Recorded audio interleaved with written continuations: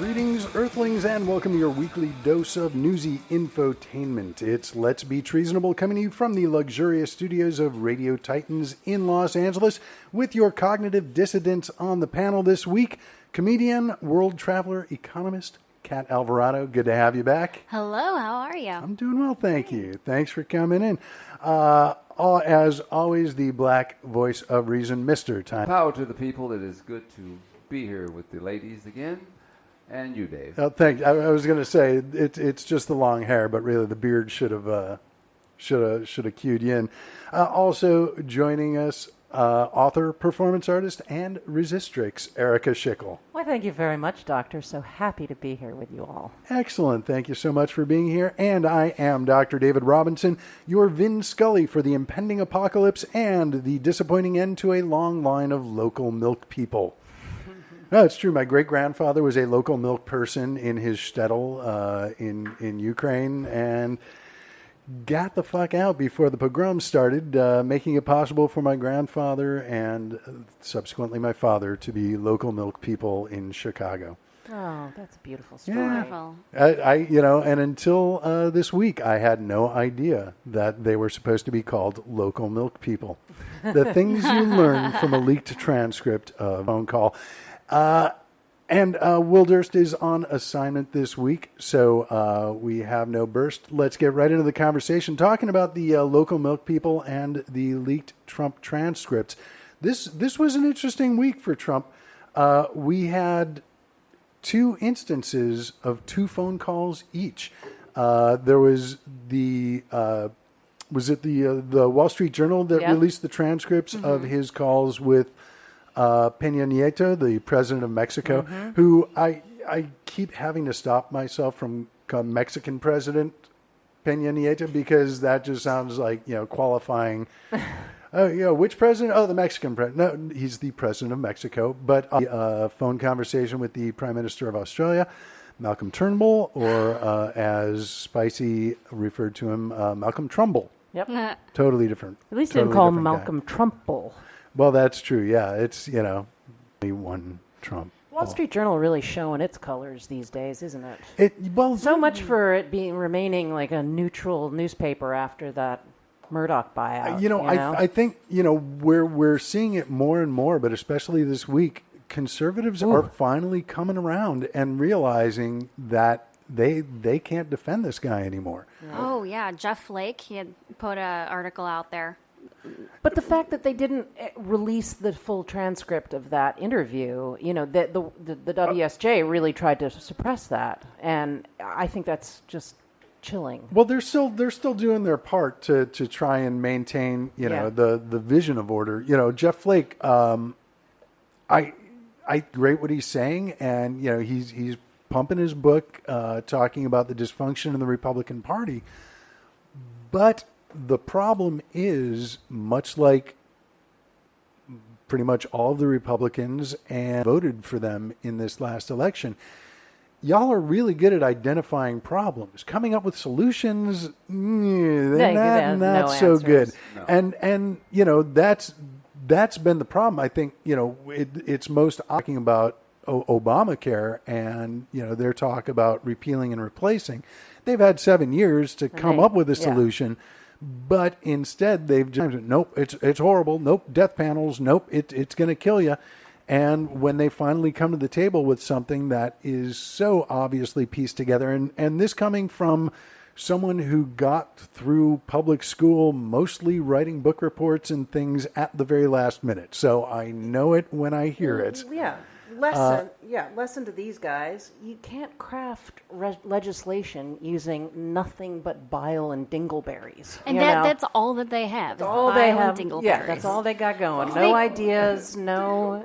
And stuff just based off of talking points from Jay Sekulo's radio show in the morning on the Christian radio station, and then stuff that Rush Limbaugh says, and they take all that stuff, and then they're like, now we're gonna make policy about it. Except for that, it's all just talking points. Rush has been quiet. Rush is crazy not really. people. I don't hear much from Rush. Really? Yeah. What is he up to now? Rush doesn't say much about the Trumpster as everyone else. I mean, Sean Hannity's tried to stay in there and cheer him on and whatnot, but Not Rush. Rush was big Republican, kill Obama, blah, blah, blah. Not anymore. You don't hear anything. Well, he's lost a lot of his audience, hasn't he? I mean, he's lost a lot of his advertisers. The audience, that's good because it lets you brag about your numbers. Yeah. But ultimately, the audience doesn't matter to guys like this. It's the advertisers. Well, everybody that I know, the guys that I talk to, give him a chance. Give him a chance. We have given him more than a chance. This is in 6 months, and he has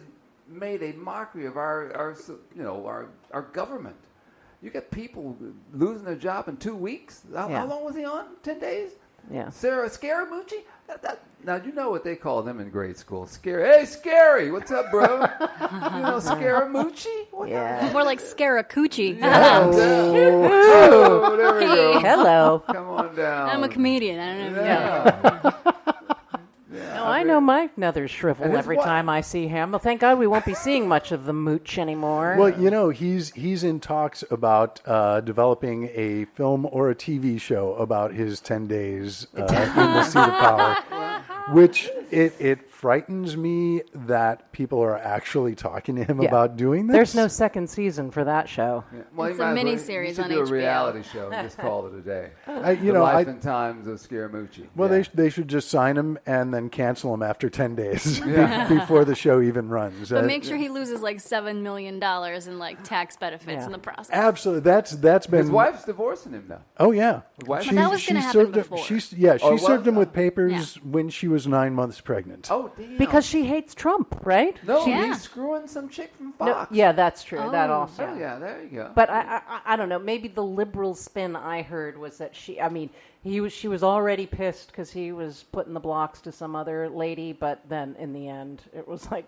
I just hate Trump too much to stay married to you. And probably like caused a division. Like that's probably what caused him to have the affair a little bit. Like they probably were distant and hated each other.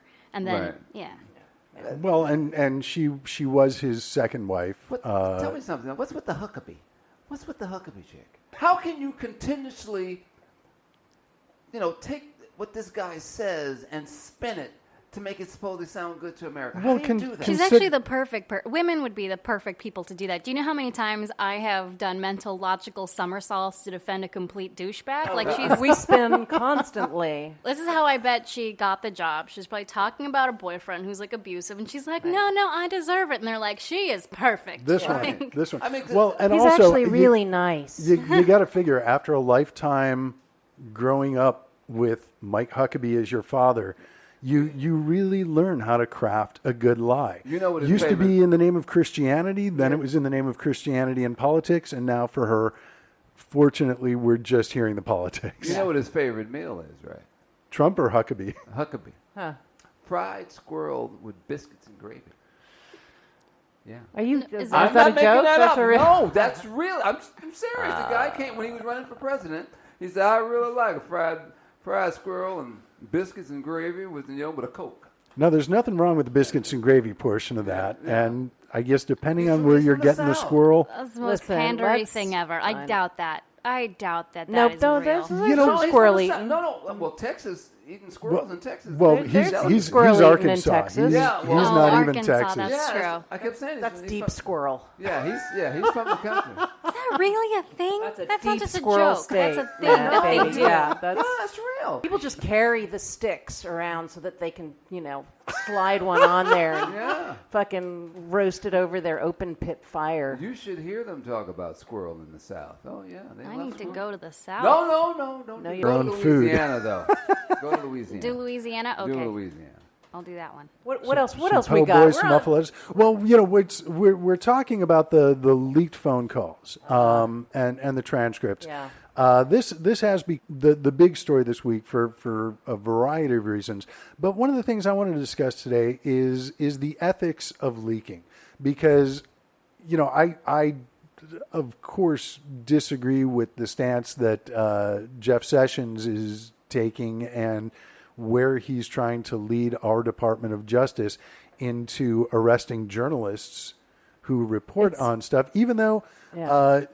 There is a long-standing journalistic tradition of them, calling not necessarily the sources of the leaks, but the people who this is going to affect, running the story by them, and making sure that, hey, we're going to run this story, but we're going to be responsible about getting classified information out there. We don't want to harm the country.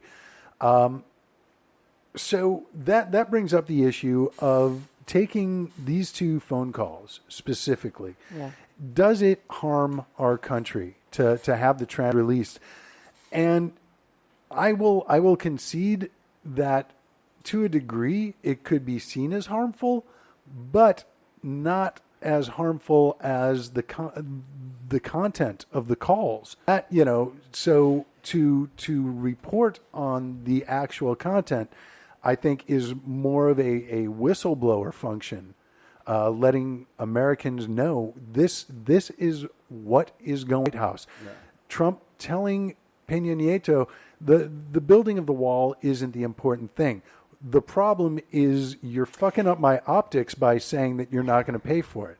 Well, I think the problem is that this is a White House with absolutely no transparency. I mean, it's an opaque White House. So what are you going to do? You need to find out what's happening in there. The only way to do it is to follow leaks. And I think he should be checked out. I think that we definitely his ass because he's a dude that doesn't know what's going on. Jeff Sessions? No, Trump. I think we should be leaking on him I think we should really stick a microscope because I want to know what this guy's doing. He's not. He doesn't know what he's doing. I want to know about his colonoscopy. That's how much we need to stick. Stick it up him, man, I'm telling you. Well, I mean, we already know he's full of shit. So, right, but I'm just saying, I mean, because, that conversation and everything, the guy does not, he spends the majority of his time, we're already paying just to send this fucker to fly him to all his little whereabouts where he's going. But the guy really doesn't know, and he's lied to this country so much, and the people that.